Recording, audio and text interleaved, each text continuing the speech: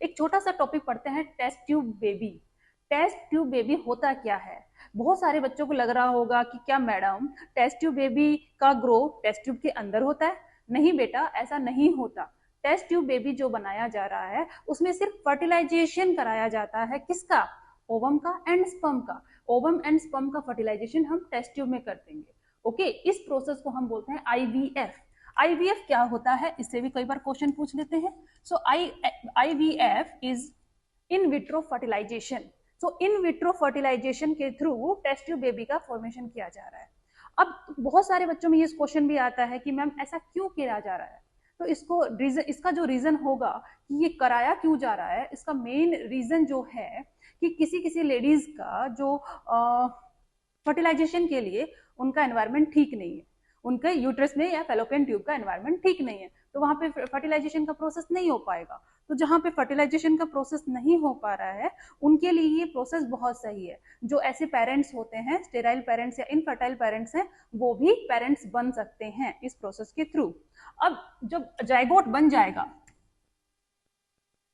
अब तुम सोच रहे हो कि क्या मैडम जायगोट से बनेगा क्या हमारा एम्ब्रियो बनेगा? क्या मैडम एम्ब्रियो बनता बनता बनता बनता उसी में बच्चा बन जाएगा? नहीं बेटा, अब बच्चा वहां नहीं बनेगा। जब एम्ब्रियो, अब हमें एम्ब्रियो का करना क्या है? एम्ब्रियो का करना पड़ेगा हमें ट्रांसफर। किसके अंदर ट्रांसफर करें? दो ऑप्शंस हैं आपके पास में। पहला ऑप्शन आता है या तो यूट्रस में इंप्लांट कर दो या फिर फेलोपियन ट्यूब में इंप्लांट करो। लेकिन अब ये क्वेश्चन आ रहा है कि मैडम कब हम फर्टिलाइजेशन, कब हम इंप्लांट कराया जाए हमारा यूट्रस के अंदर, और कब इंप्लांट किया जाए हमारा एम्ब्रियो का किसके अंदर? फेलोपियन ट्यूब के अंदर। तो बेटा ट्रांसफर में जब आते हैं तो embryo transfer it is of two type. Okay, one is GIFT and one is IUT.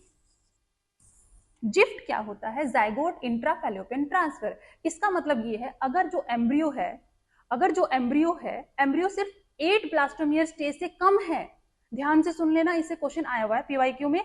अगर एम्ब्रियो 8 ब्लास्टोमियर सेल से कम है तो हम उसका ट्रांसफर कहां करेंगे?